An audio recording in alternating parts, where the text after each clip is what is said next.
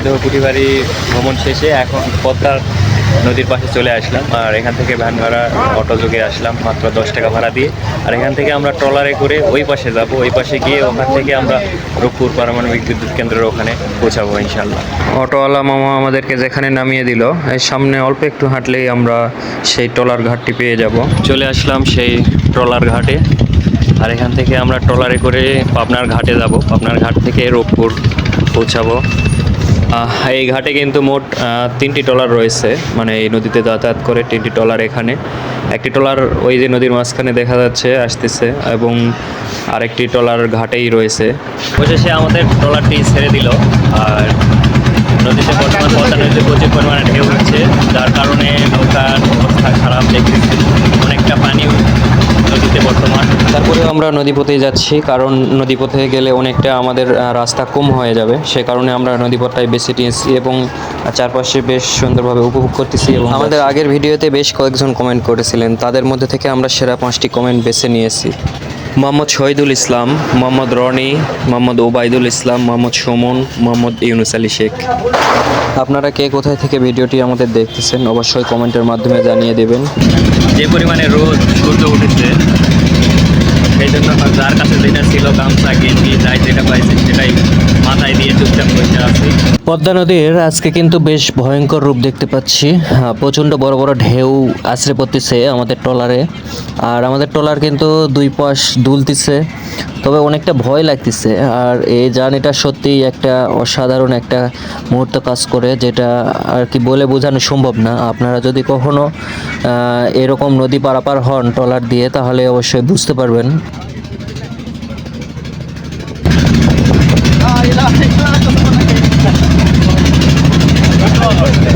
প্রচণ্ড পরিমাণে ঢেউ হচ্ছে, আর আমাদের নৌকাটা প্রচুর পরিমাণে দুলতেছে, তো ভয় লাগতেছে। তবে এই জার্নিটা সত্যি অসাধারণ লাগতেছে, কারণ আমাদের এর নৌকা ভ্রমণটাও হয়ে গেল। ঘাটের কাছাকাছি চলে এসেছি আমরা, ওই সামনে ঘাট। তবে এখন নদীটা বেশ শান্ত, কাছাকাছি এসে দেখতে পাচ্ছি। পদ্মা নদীর এত পরিমাণে ঢেউ আছে, আর এই ঢেউয়ের মাঝখানে আমরা এই পদ্মা নদীটা পাড়ি দিব, সত্যি এক অন্যরকম অ্যাডভেঞ্চার হচ্ছে আজকে। নদী যখন শুকিয়ে যায় তখন কিন্তু এরকম অনেক চর পড়ে যায় নদীর মাঝখানে, আর চর পড়ার পরে আবার নদী যখন ভরে যায় তখন কিন্তু এরকম নদী ভাঙন দেখা যায়। পদ্মার এক পাশে হচ্ছে কুষ্টিয়া শহর, আর এক পাশে পাবনা।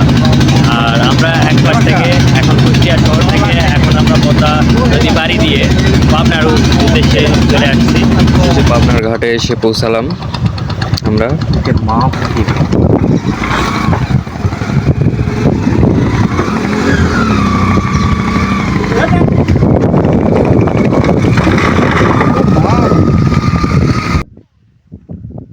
চরের এই দৃশ্যগুলো সত্যিই অসাধারণ লাগে, একদম ছবির মতো দেখতে সুন্দর চরগুলো।